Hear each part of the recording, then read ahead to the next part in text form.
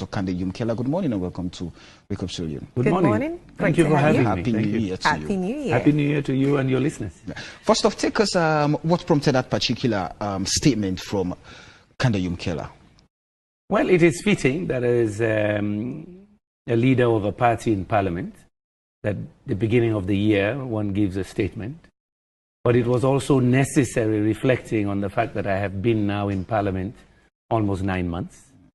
If it's a school year, that's almost a full school year. Yeah. So I've had good education. I've been in the center stage of politics and public policy now in the country as a practitioner, not as a campaigner, but now as a practitioner. I felt it was necessary to give my views on some things that are going on and also help guide the other political leaders in the country about what I see and how we should comport ourselves. So elaborate more on those views of yours, taking into consideration the current political tensions. Yes, there are tensions, and I see people pandering to tribalism. I see it on many sides, and I caution against that. Some of us campaigned against that heavily. We wanted salon force, that we look at the country, where we want to take the country. We look at the people, the youth and so on, where we expect them to be in 5-10 years. So when I see a tendency to appealing to tribalism, regionalism, and actions that seem to be perpetuating that, I got worried. Also, I see that there are cases also where people are arrested and there's a perception that in fact their rights are being abused. True or false, it has to be addressed. I see cases where there have been sparks of violence in different parts of the country. So I felt as a senior leader in the country that I have to admonish myself and others that we have a responsibility to heal the nation. And a lot of those tensions are connected to post-election situation. So one, I want the government itself, and you notice I said the government has to live up to one country, one people, that we're all the same. We're all Sierra Leoneans, and reach out and demonstrate that that is the case. If people are complaining that there's firing and hiring based on regions, they address it openly. In other words, listening to that, and they make necessary moves to address it, to allay the fears, or put the facts on the table. At the same time, to the opposition to say, look, if some things have been done wrong, don't tribalize it. Yeah, don't tribalize some things that have been done wrong. But in cases where there is blatant tribalism or regionalism, yeah, we speak out. We have to speak out when things are good and when they are not good. So I'm appealing to myself and to other political leaders that we have a responsibility.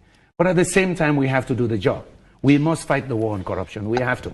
And that is what got me more interested. The biggest fight right now in the country is the war on corruption. Yeah. And in your statement, you said that should be carefully and judiciously managed. Yes. How?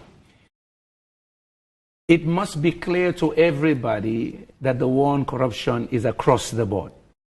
We have to make clear that that's the case. Second, we have to show the public, demonstrate clearly that if we're going to do commissions of inquiry, they will be fair, they will be transparent, they will not target individuals. So I have also been explicit, and my party has been explicit, that all those who had responsibility for decision making, for procurement, for finance and expenditures, disbursement, must be considered where the evidence goes, not just ministers. I was a minister before, so I speak from experience. I've managed a department and I've managed parastatals in this country. So we look at the whole spectrum, not just ministers. Yeah? So the inclusiveness, the fairness, the transparency, and I say it should all be televised. Why televised? Because I believe it's a therapy for the nation. Let the young generation see that it is normal that after you've served in government, we call you for good or for bad.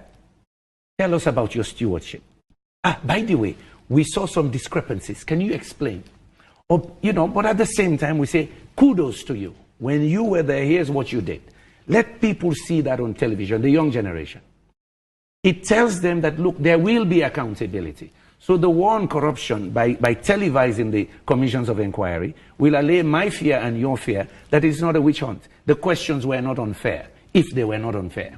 Your answers were adequate, so they should not have charged you later on. So by televising it, bringing the media in, we educate the nation, but we also demonstrate that there are no hidden agendas. The rules of procedure are crucial. You know, for me, that is real. So I commend the Bar Association. I wish they were doing more of that in the last regime as well. That when it comes to law and legality, they have a responsibility. Let them not be politicized. The action they took now is good for government. They're not trying to stop the Commission of Inquiry. They're asking for clarity. And I said in an earlier interview, to be very honest, this would not have gone to the judiciary if we had been given enough time to debate it in Parliament. If we had 4 weeks, we could have debated it. We could have made amendments. We bring the bill back and we pass it. So when we don't, again, you see how the interconnection of the governance structure. If we don't do our job, people will pick it up, then they have to go to the judiciary. But let me also say, it is a test of the Supreme Court now. This is not one of those cases that you keep adjourning and waiting and, you know, and thinking about it. No, this is decisive. You know rules of procedure. You meet as judges within 48 hours. That's how simple I believe this is. It happened in the UK. One person challenged Theresa May. That, wait a minute, you're rushing too fast with Brexit. I think, as an individual, this was one lady. I believe the Parliament should have a say. Went to the courts, 48 hours. They gave a judgment to say, it is true, it should go there. So, this is what, and so I am happy the Bar Association did this.